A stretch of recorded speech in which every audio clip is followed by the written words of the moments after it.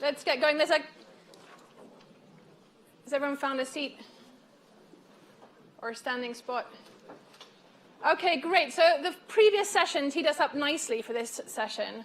Inside or outside, how do we make change happen? So I'm Emily Jones. I'm an associate professor here at the school. We have a fabulous panel to help us discuss this. A lot of experience, I know, in the audience. So our panel, we have Nick Allardice, who is the Chief Product Officer at change.org. We have Yemi Babington-Ashaye, who is the founding shaper, or the founder of the Shapers, maybe we'll put it that way, at the World Economic Forum. And now you're running another organization called you're the president of United People Global, which you'll tell us about in a second. And Jeremy Roberts, who's an MPP twice over, a member of the Provincial Parliament in Canada, in Ontario, and a former MPP as well. Before I turn to our panel, tell us a little bit about how they're making change happen and how they've decided about whether to sort of pursue an insider or an outsider strategy. Let's come to you in our audience first. Quick straw poll. How many of you have been making change happen more in the inside, as sort of working within public sector organizations? Or if you're at the beginning of your career, how many of you envision yourselves on an inside path? How many of you are more inclined to an outside path or have been working on an outside path? So insiders, hands up. Okay, so there's quite a lot of people on the inside. Great. And outsiders, who's an outsider here? Okay, great. Thank you very much. And we're going to come back to you. So we're going to have a very interactive session. So just one thought, one insight you'd like to share about your strategies, what you've learned about making change happen, or one question that you've got for our panel. Just get your thoughts flowing. I'm now going to turn to our panel and ask you each to tell us a little bit about what you're doing and how you're making change happen. And then we're going to probe a little bit deeper. But should we start with you, Nick? You're kind of on the outside, if you like, on this. And then we're going to come to Jeremy and then Yemi. Sure. So the thing that animates me, more people, more involved in the decisions that affect them at a local, national and international level. There is kind of a meta trend of a concentration of power, I think, in whether that's government or like multinational corporations, and an apathy amongst people kind of participating in their communities. And I think that is like one of the most dangerous trends that exists in the world today. And I think that through technology, we have the opportunity to give people like more access, more opportunity, and more ability to shape their communities. So that's why I do what I do. I'm at change.org. Change.org, about 100 million people every month use change.org to take action on issues that they care about them. 100 million people every month? Yes. That's quite a number, okay. Just to make sure I got the number right. That's largely through collective organising. There's like organising around petitions, fundraising, working together. There are lots of really big campaigns about very big, weighty issues. In the last week, there have been hundreds of thousands of people mobilising to support the KPK, the Anti-Corruption Commission in Indonesia, as it comes under political attack. And there have been millions of students in the US mobilising to try and get a day off school after Halloween. And so we're really making change happen. Yeah. It's the important things. And so we really do see kind of public and civic participation in all its forms. That's how, that's what I do. That's what we do. For you, it's really about the citizen's voice is what's got you catalysed. Why did you choose for yourself that path? I think a couple of things. One, the issues that animate me most are global in nature. And I think that choosing an inside route often involves committing to nationalism or like at least a constituency that, as someone who comes from Australia, I care about Australia a lot. Also, Australia's got it pretty good. The biggest issues in the world, I think, are multinational and that like cut across global boundaries. And I think the means of influencing those kind of on the inside are not necessarily, they're definitely there, but there are narrower opportunities to do that. I think I'm an impatient person, and the pathway to influence in government is a long one, particularly in Westminster-style systems. And I also think that when we look at the big issues, whether it's climate or otherwise, governments are increasingly, I think, being shown up as ill-equipped to address those in a way that has sufficient urgency. And I think that we need to be looking at what it is what it is that could lead to potential step changes in some of these big problems. And I think at this point, I believe that that's more likely to come from the outside. So last night over dinner, I was worried that we were going to have a consensual debate here, but he's just told everybody's on an inside track, including you, Jeremy, who I'm coming to now, that actually the real change we need can't happen on this inside track. So ball's in your court. What are you doing, and why have you chosen a more inside route? Well, thankfully, it looks like I have a couple of friends in the audience, so let's you know, I'm going to need your support here. So my name's Jeremy Roberts. I was really privileged to be able to do the MPP program back in 2015, 2016. And what sort of drove me to get involved in public service, public policy, is actually my younger brother. My younger brother, he loves potato chips, he loves Barney the dinosaur, he loves swimming.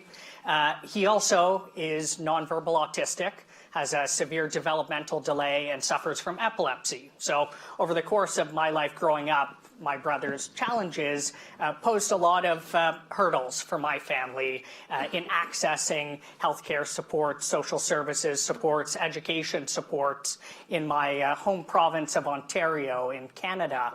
And so I remember very vividly when I was about 14 years old, my family was going through a crisis point with my brother.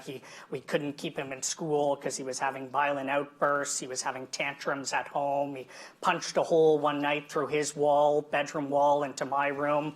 And so I decided, you know what, I'm going to get involved. I'm going to go and protest outside the provincial premier's office. So that's our version of a governor. And so I went with the group and we were protesting. And as I walked outside with my placard and listened to the speeches, I thought to myself, why am I doing this? Why don't I get in there? Why don't I figure out how I can, you know, get involved in politics, influence the premier from the inside, be part of that team. And so that set me on a track in politics. And I got involved in politics that year when I was 14 years old, started volunteering on campaigns, ended up working for the federal finance minister in Canada, working on a national autism strategy. And then after I completed the MPP, decided to throw my own hat into the ring for elected office, and was fortunate last June to be elected as the member of Provincial Parliament for Ottawa West Nepean, which, for those keeping track, that makes me Jeremy Roberts MPP squared. So since June, I've been working in elected office, and was really blessed this past summer to be appointed as Parliamentary Private Secretary to the Minister of Social Services, tasked with working on a revamp of our Ontario autism program. So for me, I had that moment where I was on the outside looking in, and then decided, you know what, going to change tracks, try to see if I can fight it from the inside, and feel like I've been doing okay so far. Okay, and we'll let you tell us a little bit more about that in a few minutes, about how you've made change happen from within. Yemi, you've been somebody who's moved between spaces. Right now, United People's Global is a sort of outsider strategy with positive disruption at the heart of it and positive action. So tell us a little bit more. Thank you. I think that places where serving on the inside is kind of impossible or less possible. Maybe it crosses certain lines for you. Now, where I'm from, my family has made a decision to be outside. So that's long before I got involved. My mother did have to serve at some point, but even that was a family conference call before she could take it. So when I went back on the inside, before that happened, there were several family conference calls, and I was allowed to go in on a strict basis. And I agree, because sometimes serving on the inside compromises you in certain ways that just affect your sleep at night. Now, at the same time, I'm really happy to be here because we don't have to convince anybody here about the value of public service. And I love that. That's part of the reason I came. So thank you, Nani. I think the easiest way to understand me, because some things happen to me, and my mom is like, let me tell you something I remember, to kind of calm me down. And so she talks about coming to pick me up from nursery school. I was barely 4. And when she gets there, I was kneeling down facing the wall. I was being punished. And that day, the person in charge of the class wasn't just any nursery school teacher, although they're all great, happened to be the head teacher of the whole school. So my mom is particularly unhappy. And the head teacher says, your son beat me with a cane. Now, my mom's mortified. She walks over to me and says, Yemi, is this true? And I'm kneeling down facing the wall. She said, you were really calm. You leaned back and said, yes, mommy. She was beating other children. And I wanted her to know how it feels.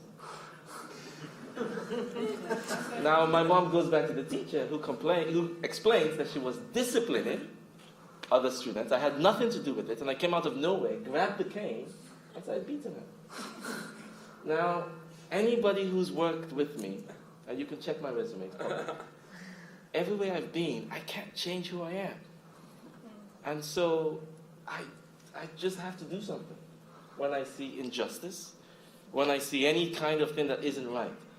I like to say any Fortune 500 CEO would tell you, and they'd be really proud, and please raise your hand if this has happened to you before in your organization, where they say, I want you to pick up the trash. Don't say the trash belongs just to the cleaner. If you're walking around and you see trash, pick it up. Have you heard something like that before? Please, I'm sure you have. But somehow, in many of these organizations, they want you to walk by when you see your colleague crying. I don't get it. I spend more time at work than I do at home. If I see a colleague crying, that's unacceptable. I don't care if you're in my department or not. I need to know what's going on. And so, whether I like it or not, people have always sought me out, put me in a lot of trouble, when there's something that has nothing to do with me. Now, to come back on point. So I encourage us all to be disruptive. It sounds like you started at a very early age with that disruption. No, but to come back on point, I would say disruption for the is equally unsatisfying to me. For some people, that's okay. Part of why I'm in this is because you want to see tangible change. And when you're barred from being on the inside, but you want to serve, your mind is thinking about how to be part of change. And so part of why I've chosen outsider strategy is because there's so many ways to be on the outside. So many ways to be on the outside. But I've also learned that change is a team sport. We need people on the inside. Absolutely. And if you're on the inside, you need people on the outside. If you happen to find yourself in a period where you cannot be on the inside, for various reasons, your family says no, or there's a party change in power, right?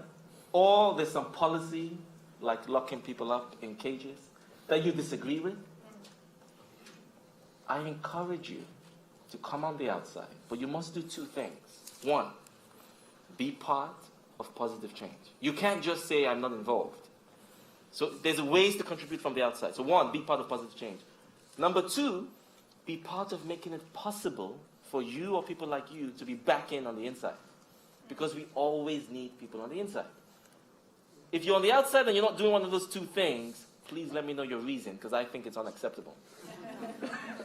How do you really Give you a quarter.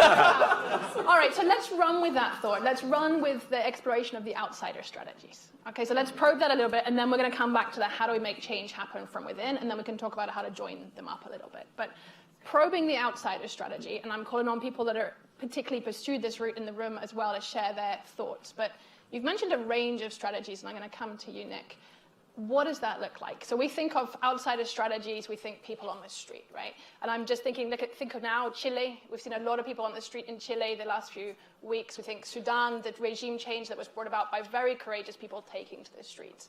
But what is the range of outsider strategies, and when do we, what makes them effective and when? And then perhaps what are the limits to outsider strategies? So really give us your thoughts on this outsider strategy space.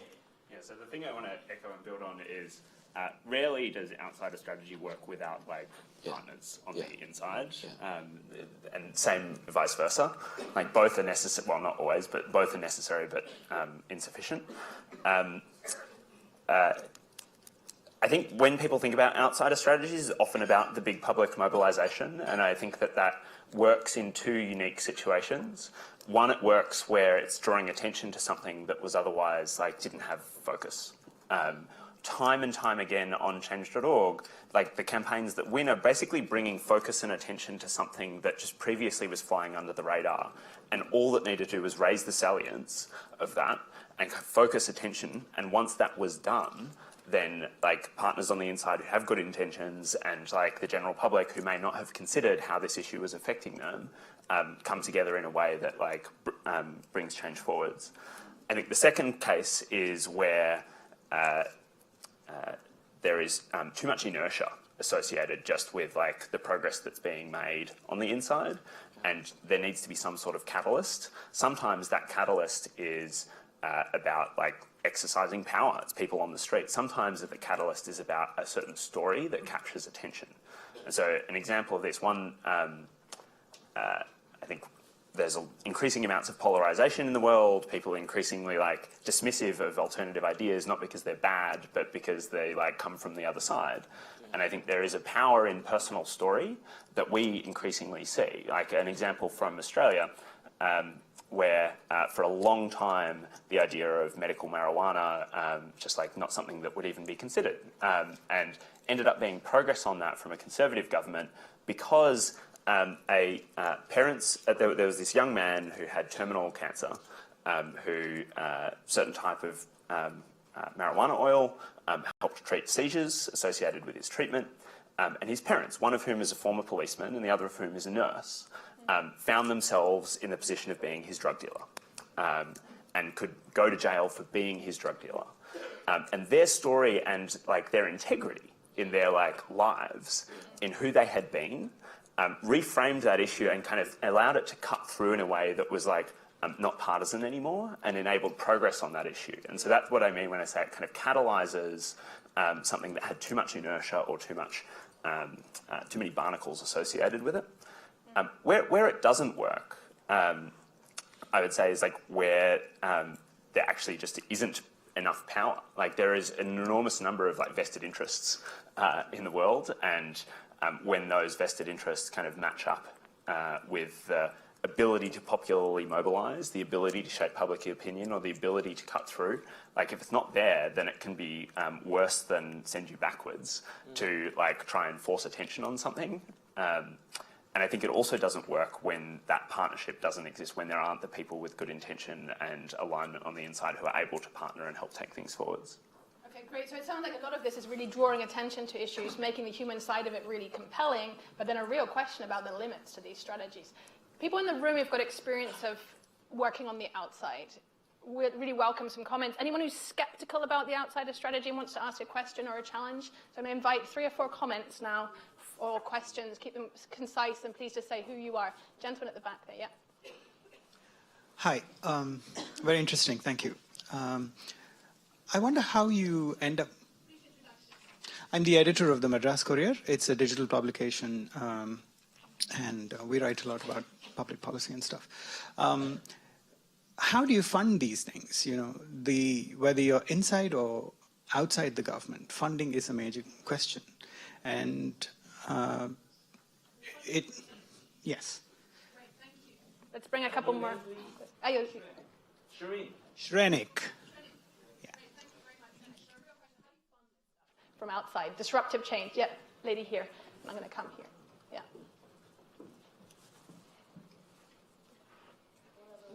I'm Rosafa Okimirai, Secretary General, Ministry of Local Government, Government of Kosovo. I'm working inside, so I just want to ask a question. How do you maintain the balance with outsiders and not letting yourself being a bureaucrat? And what's the relation with outsiders, especially with those who are staying neutral and not encouraged to be active? Great. So as an insider, how do you relate to the outside? Yeah. Maybe in the middle here.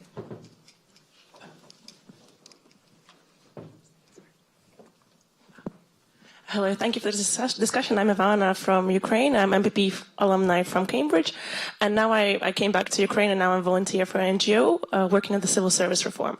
And what I face, what I see in our work is that even though we are outsiders, we perceive ourselves a bit of watchdogs and something like that.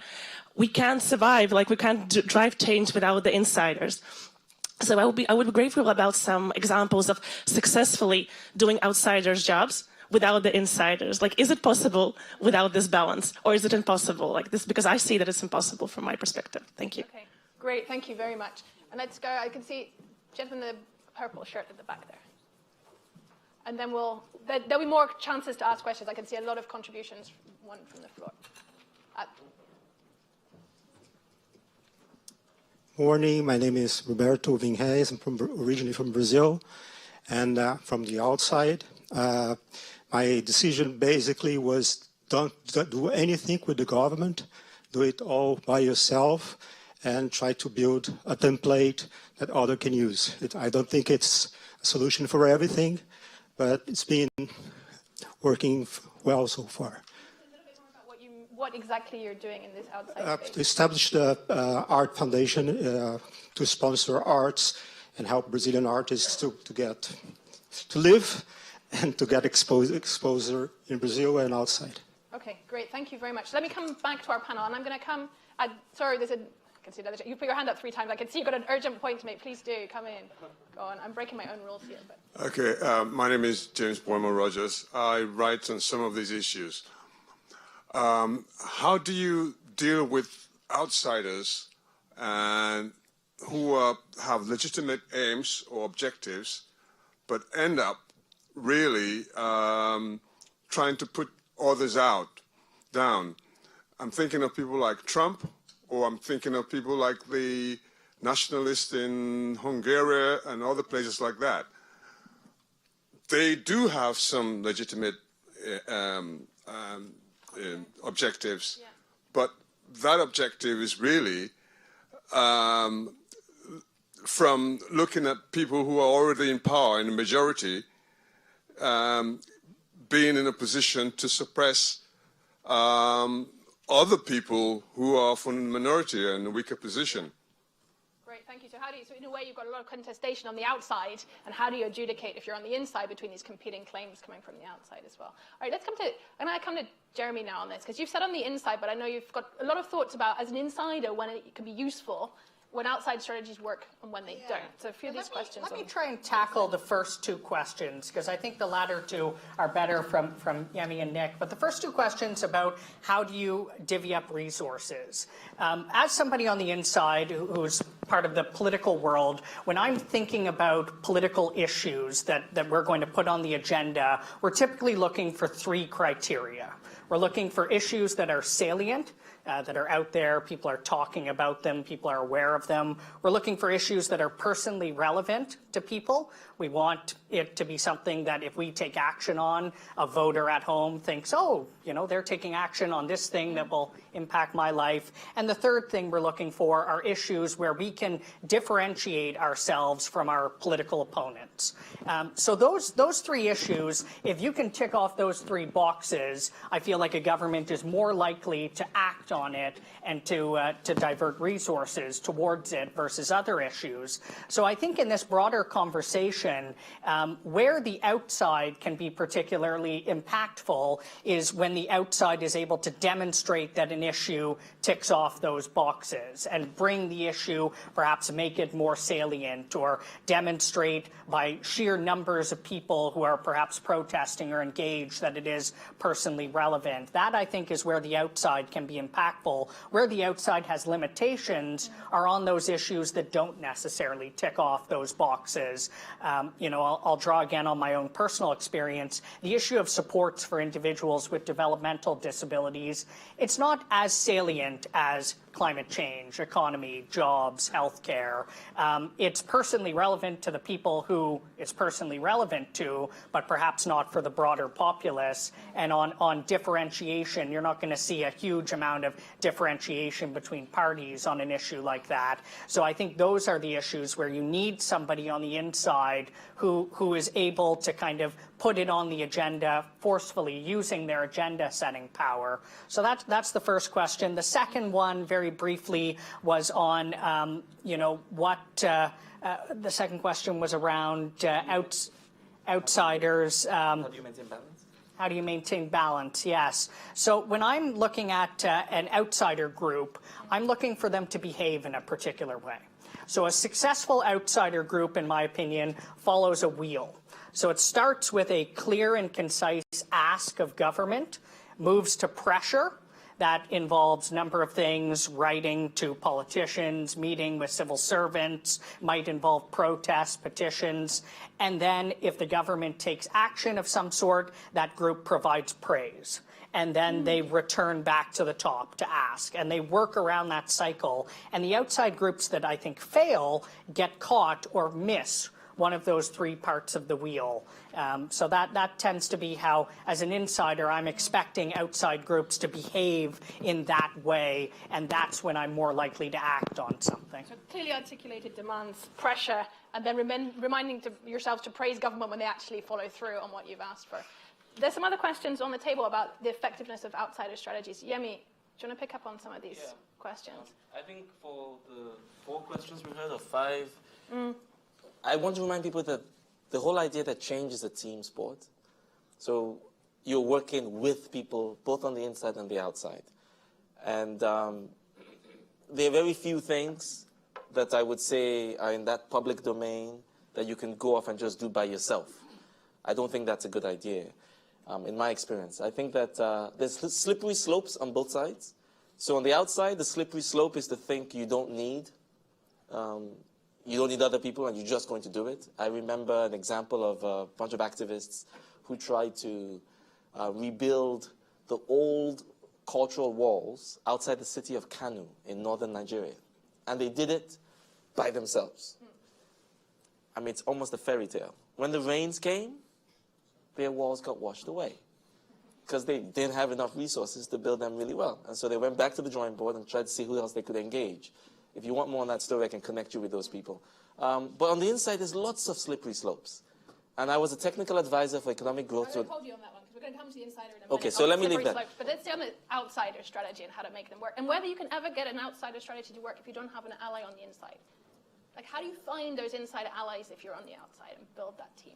Yeah, I think we need to, especially since we have lots of insiders here, we need to raise the general understanding that change is a team sport. So if you on the inside are looking for people outside you can work with, that helps. Now, people on the outside, government isn't the enemy. And I'm very sad to say, when I was in School of Government at the Kennedy School, across the bridge was the business school. And my God, it really was like those were evil people across the bridge. I'm not kidding. You really felt that way. So much so that when I cross-registered for a class, I felt like a traitor every time I crossed the bridge. That is the wrong way to think. Absolutely the wrong way to think. And so when we get to the inside of slippery slopes, I'll tell you. But on the outside, if you're thinking that's the enemy, that's wrong. Now, some of them are extreme. But guess what? You need the extremists. Because the extremists help the more reasonable people find a path in. So he's not going to work with the extremists.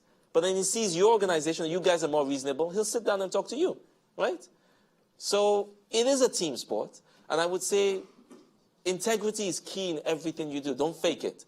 So if it comes to you to be extreme, try not to hurt anybody, but go ahead and do that. If it comes to you to actually negotiate and work with people, occupy that ground. And together, we will make change happen. So inside, please look out, but outside, recognize that people on the inside, there are good people there. Lots of good people who are looking for a way to do something. And to find them, I like to go through their resumes.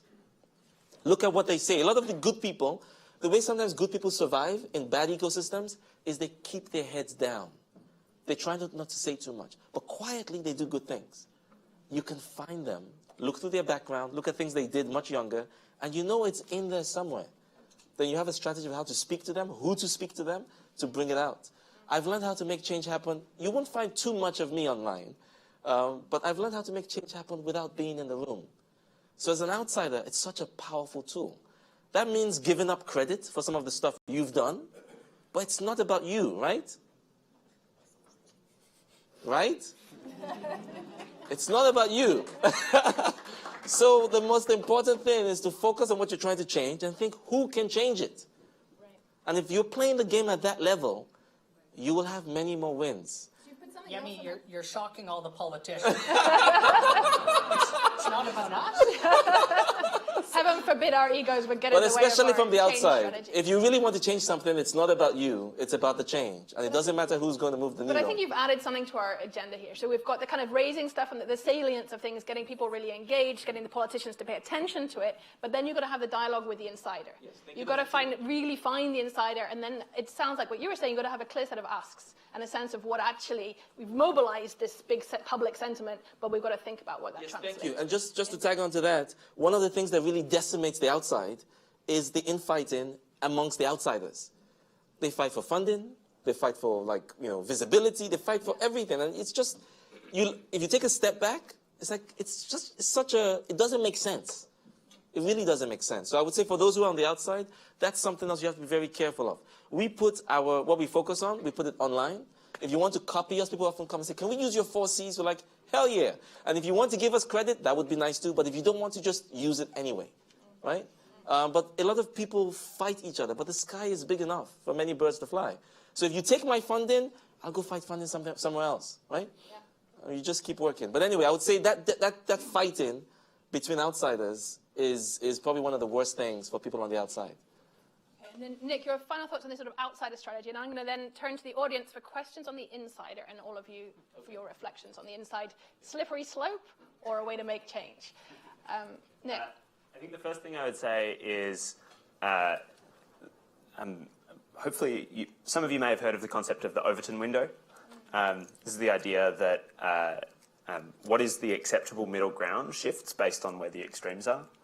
And I think that this is like a very legitimate strategy when it's not necessarily, maybe there aren't necessarily people on the inside who agree with you on all cases, but well, how do you use an explicit strategy to pull the debate in a certain direction to make the middle ground seem like actually closer to where you might originally want to end up.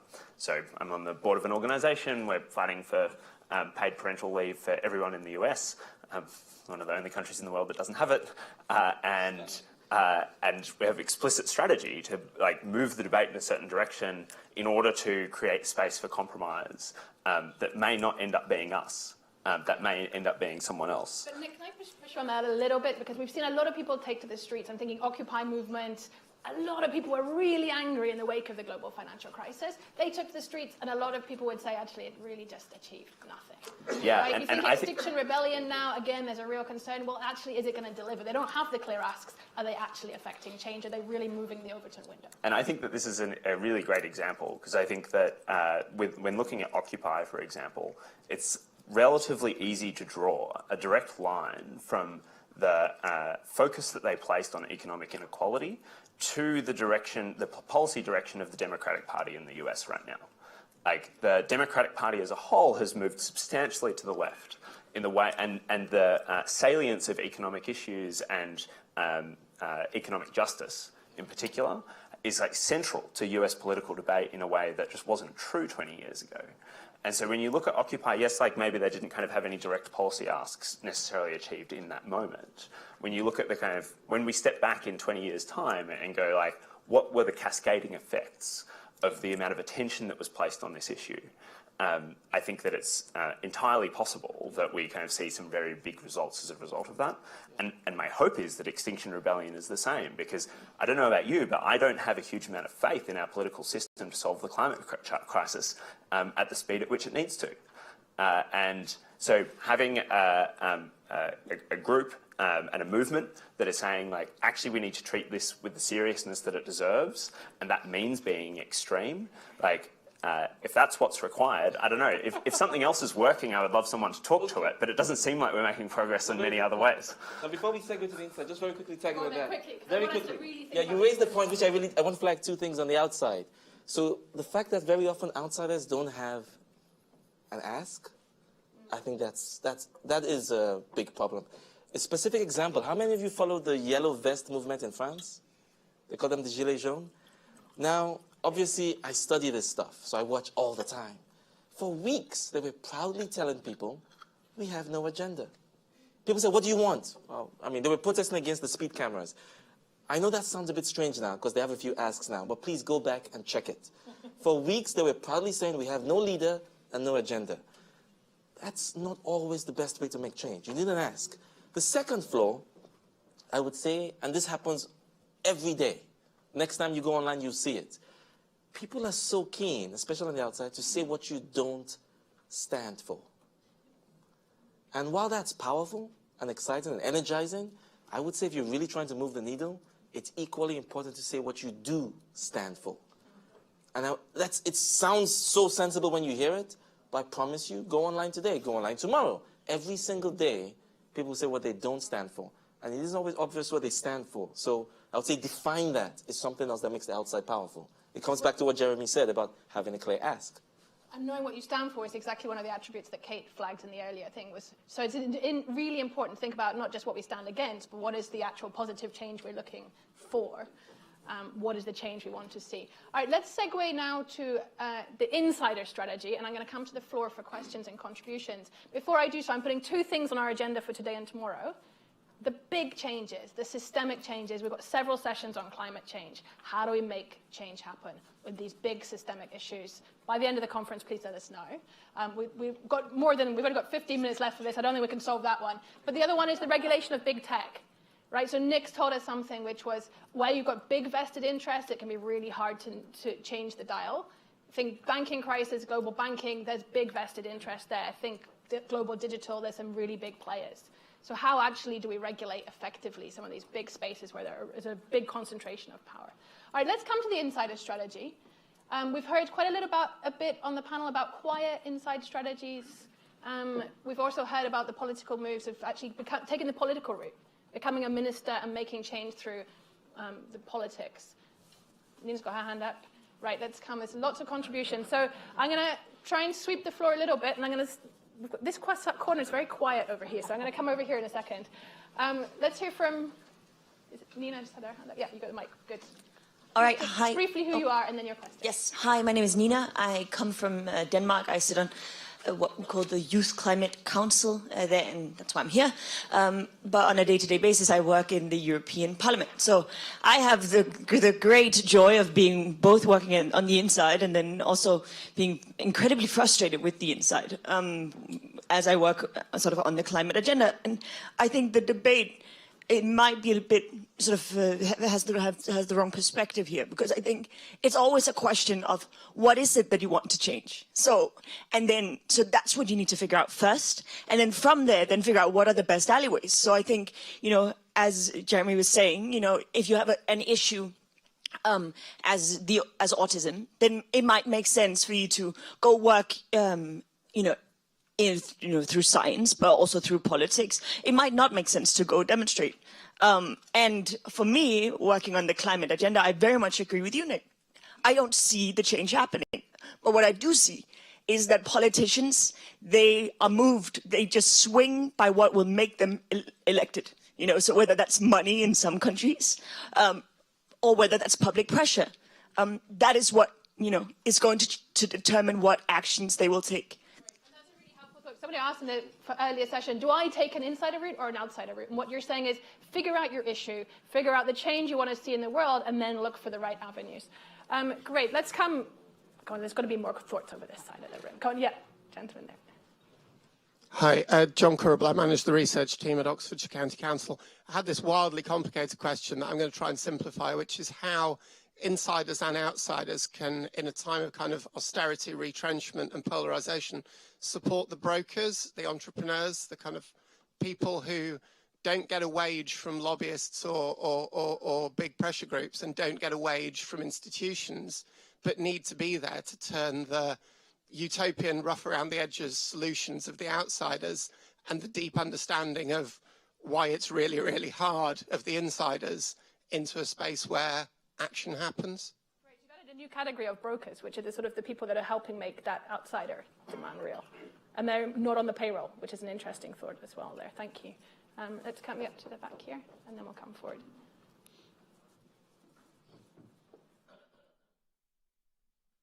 Hi, Annabelle Margreft from the National Leadership Centre in the Cabinet Office. So last night I was speaking to a colleague about how when people enter into the civil service, they become centrists. Generally, everyone in the civil service finds themselves becoming a centrist. And I think that speaks to, once you do enter the inside, you see the scope and enormity of the system, both in breadth and depth. And I think your hope for large-scale changes or reduces. So my question is, what's your advice to that? And what is the antidote? Thank you very much. Incrementalism, is that the only route if you're on the inside? Okay, there's a, yeah, I'll come to you with the laptop here.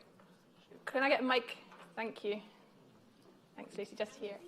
And then I'm going to, if you could give the mic to the lady stood at the back with the blue shirt on that side, we'll come there. Yeah. Hello.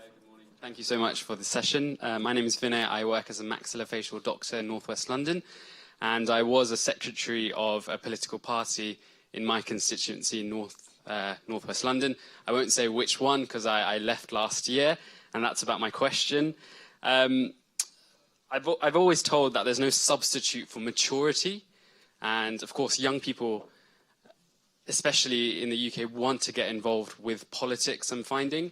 However, what I found with myself is my values kept changing. As I grow up, my values are changing. As I get different life experiences, my values are changing. So working on the inside may not necessarily be the best thing because, as you said, you become compromised.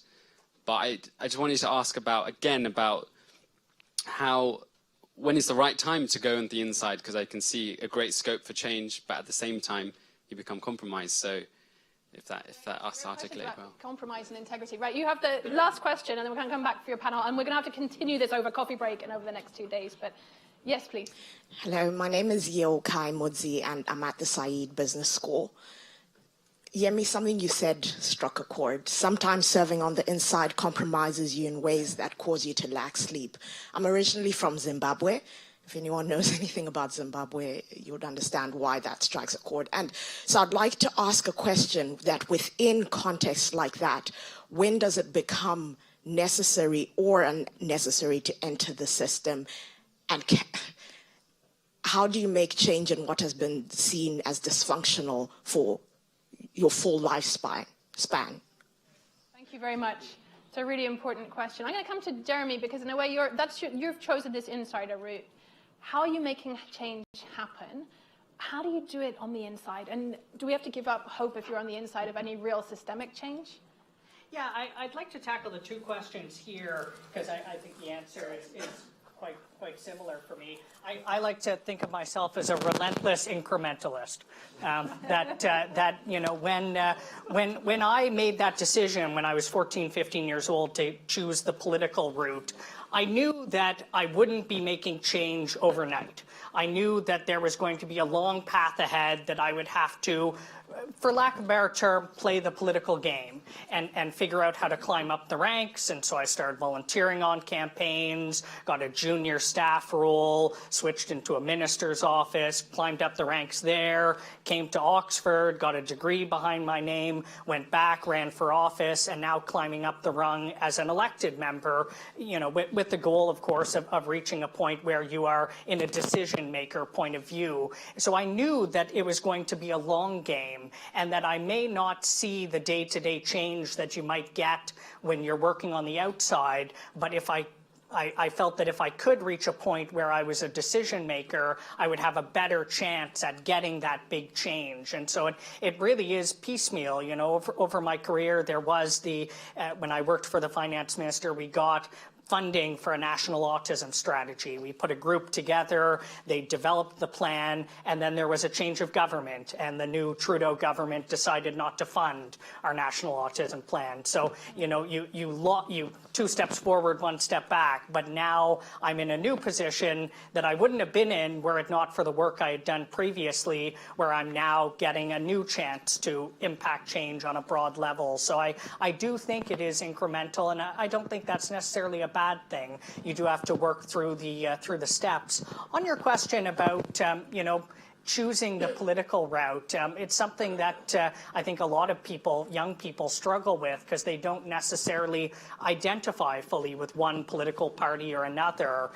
You know, I'm a conservative member of Parliament back in my country, and I always say to people that find me a politician who agrees with absolutely everything their party is doing, and you found a liar, because it is hardly ever the case. You know, I'm not going to sit up here and tell you anything that I disagree with, because as a party member, there's party solidarity. But of course, there have been times when I've been challenged with something my government has done where I've thought, I'm not sure if I was the decision maker that I would have done that same thing.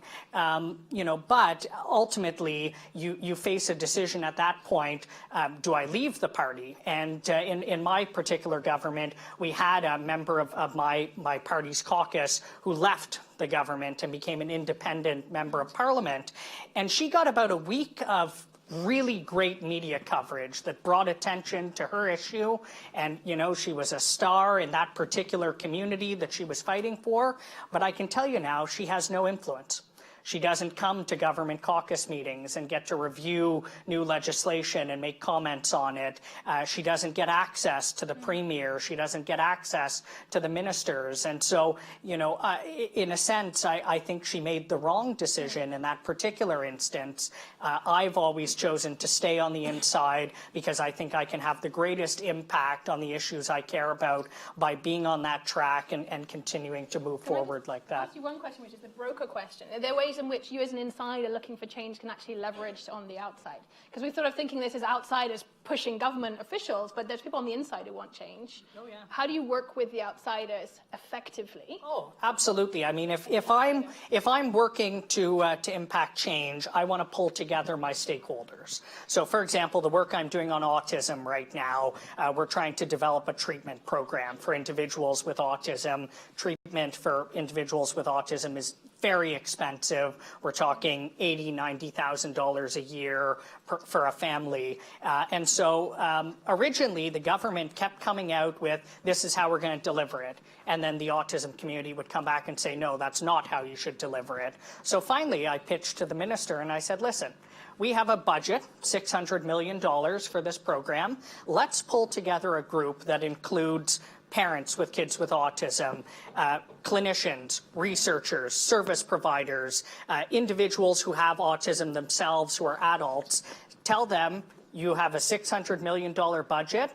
Give us recommendations on how to spend it. And actually yesterday we received that report. And so now our plan is to figure out how to implement it. So absolutely, you need to pull in that support because then it allows us to get a win. When we act on that report, we have a whole slew of stakeholders out there to hit that third thing on my wheel, the praise, which again is, you know. You like your praise. We do. We like our praise. But I think what's important there is to think about as an insider how to cultivate your outsider constituency and work with them and finding those brokers within. I'm going to come to Nick now on this question of sort of from the outsider perspective. What does effective work with on the inside look like for you? Where are those effective alliances? And to pick up on some of the questions. Then I'm coming to Yemi for the slippery slope questions and some of the, should you resign when it really gets difficult? So heads up, Yemi. Yeah, so I think it's finding the right partners. I'm generally someone who's optimistic about humans. Most people have good intentions, and so it's about finding those shared commonalities and looking for those opportunities to engage. I want to come to this question around like incrementalism and like what the antidote is to it, and like whether or not it's just inevitable that you end up kind of in centrism and incremental pragmatism, because I think that from my perspective, like the antidote to that actually really sits in listening and empathy.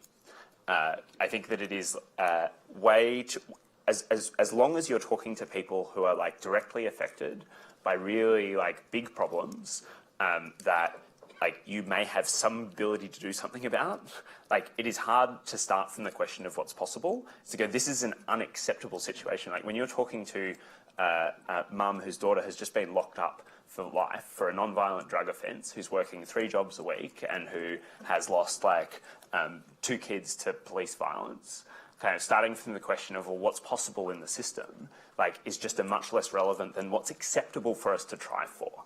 You know, if I could say, like, if I was in charge of a public service, the first thing that I would do is I would say it is absolutely 100% mandatory for every single person in the public service to spend at least 2 or 3 hours a week doing nothing except interviewing and listening to the people that their policies affect, purely with the job of empathising, understanding how their lives are being affected, not knowing exactly how that might translate into policy, but knowing that that will bring an urgency, knowing that that will bring an empathy, knowing that that will, I think, bring an ambition to the amount that we're able to achieve in any particular way. Because I think it is way too easy for the elites, and I think this is one of the biggest like kind of movements is kind of disconnection from the elites, from the reality of what people's lives are. It's way too possible to over-intellectualise what's possible, to over-intellectualise like this is just the way the system is. Like, it doesn't have to be that way. And it's a really important reminder, I think, as well, that a lot of the people who are affected are not those who mobilize on the outside, right? So actually, unless we consciously engage with and really speak to the people for whom that are affected by our decisions, some of them will mobilize, but actually, that's often the more elite groups that mobilize. Totally, and none of us here are actually really on the outside. Like, we're all insiders. Yeah. It's like, the fact that you're sitting in Oxford right now, it's like, says that, like, we're all on the inside in some way. Whether we're taking a sort of insider strategy or an outsider strategy, how do we really keep a dialogue and an empathy and an understanding and a listening ear to the people who are structurally outside of where we're sitting? All right, Yemi. I'm just dying. But let me start with it. No, but I love what he said. So, to the centrist question, I was working on the top floor of the Ministry of Finance in Nigeria. I was on the inside. Every speech that the finance minister gave, and anything the president said related to the economy between 2010 and 2011, I wrote. I was inside. And it struck me how many people there, like he said, are just disconnected. They're disconnected. And I don't know how many of you sometimes feel like you work in a place where you're not working for the people, you're maybe working for the elite or the godfathers or the son. I mean, definitely in many societies that happens in government. And I felt that. Now, I like his point, although I had a different strategy to achieve the same thing. I suggested, why don't we have a dashboard where everybody who walks into the building can see how the rest of the country is living that day? Because frankly, they didn't know how much power people had last night. Right? We all moved around in air-conditioned cars. We had power all the time. The entire country generated 4,000 megawatts of electricity. Hello? I mean, I'm like, people... By all your friends in well, no, nobody uses that. You can do nothing with that, right? Yeah. So everyone uses generators. I used to still go to the markets. Of course, almost nobody I was sitting around went to a market. Somebody did that for them. Right? I had a fellow young person who came in. He had all his ironing and everything done. I still iron my shirts. So of course he had no clue whether the power was stable or not. So staying connected. I would also say, I hope that answers the centrist question. Stay grounded. Something I want to get in there before we close. Public service is also a family sport. So don't try and do this on your own. Get some family behind you. You need that kind of support for those days when it's too difficult, when you can't sleep. Now, if you're not that lucky with your siblings or your parents, friends are family too, right? Build your own family support. So it's too difficult, so you're going to do this alone. Somebody talked about how do you get along the brokers. Use them. One of the biggest things I was proud of, I know this is almost live, anyway, but it's very often the ministers trust their advisors. They don't trust the civil servants who are there to take a long-term view, do all the work. So part of the things I was really proud of was I made sure we used the civil service that was in my domain. And if I got called into a meeting, I called in the head of the department who wasn't invited, but I dragged them in. And one of the institutions that was completely forgotten was the National Bureau of Statistics. Now, thankfully, sometime I would say end of 2010, beginning of 2011, all the official government stats would say National Bureau of Statistics. Before I got there, it always said something from some external body. I was like, and I went there, and these guys were supremely competent.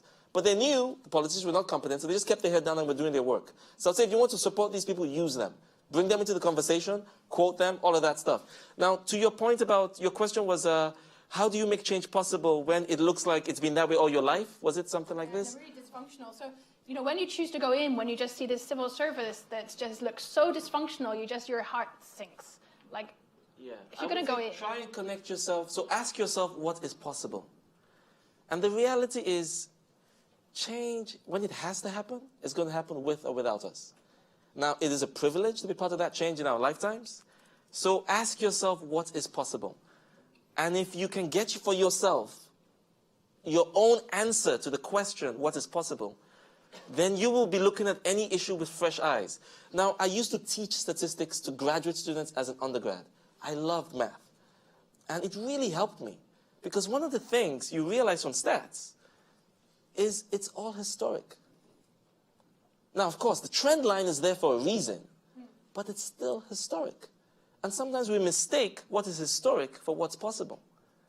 And so having the confidence to be able to wade into stats and think about it differently, I'm always able to step back and ask what is possible. Now, there's some beautiful things you can do when you're on the inside, and so many people here on the inside. I would say, please, number one, increase transparency.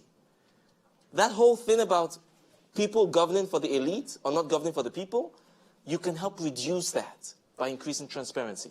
There's a reason this building is made of glass. Yes. I love that. I'll say that's number one on my list. I would say number two Yeah. is increase the politics of engagement. So what Jeremy said, bringing people together to talk about an issue, that was really crucial. It helps everyone govern better. And if people get used to that, when you are no longer inside, people will ask, hey, why is that not happening?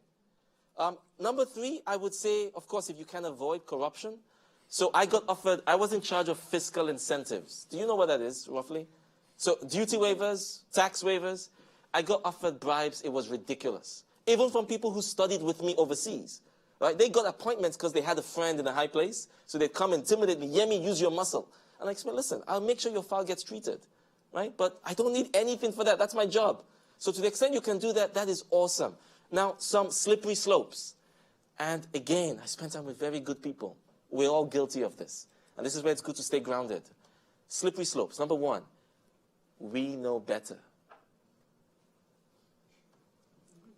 If you haven't heard this before, we know better happens to all of us.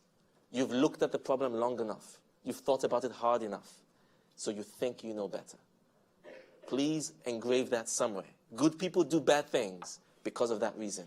Number two, we don't have enough time. The president of the country in Nigeria at the time announced, because everybody was upset with the National Petroleum Company, he announced, this is all on record, that we were going to do an audit of the Nigerian National Petroleum Corporation. And he wanted it done super quick. Minister of Finance, that's his portfolio, he called us in. The top guy at the time, one of his aides, said, all right, I've lined up these three companies. We can collect bids from them. And one of them, I think this guy's probably the best one to do it, because we have to get this done in a quick turnaround. And I was like, no, that's not the right way to do this. Yes, you get it done. But in a year's time, somebody's going to ask about how we did this. And all of us, with good intentions, would have done something very, very bad. So let's do a public tender. Let's follow the rules. We can have shorter timelines, but we must go public. And these three people you like, tell them to bid. It's not that complicated. It wasn't rocket science. But a good person, and this guy was a good person, suggested something bad because he thought we didn't have enough time. Now, that something bad in a year's time could have gotten all of us fired. Because the president would go, got to ask that. So on the inside, I would say that's a slippery slope to avoid. We don't have enough time. Okay, we don't have enough time. So we're going to have to pull this to a close, but I hope it's given you a lot of food for thought, a lot of conversations that you want to start with a lot of fascinating people that are in this room. Please, I'm going to hand over to Tom, who's going to give us directions for what next.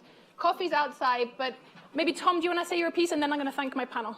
Yes. We'll do it that way around. So thank you for a fascinating discussion of inside and outside. We're going to have a coffee break now and come back into this very room at 11 o'clock sharp. You'll hear this big bell ringing outside. 11:30 sharp, I meant to say. So come back for that. I should also say one quick point.